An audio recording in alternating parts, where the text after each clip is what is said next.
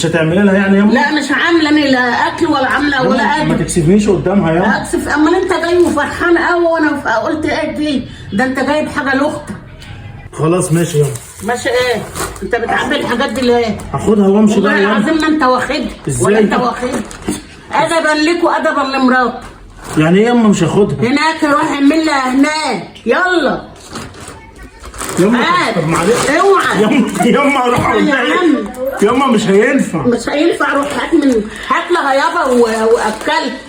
دي حاجه عشان اختي. ياما اختي انا بقول لك تعملي لها العزومه ياما مش لاختي. ان شاء الله كل سنه وهي طيب هي واخواتها. ياما تخلي شكلي وحش كده قدامها ياما. شكلك وحش. روح هات لها بقى فراخ من اول وجديد وهات لها كرنب وهات لها رز وهات لها سكر وحاجات من دي واعمل لها يابا. ماشي ياما.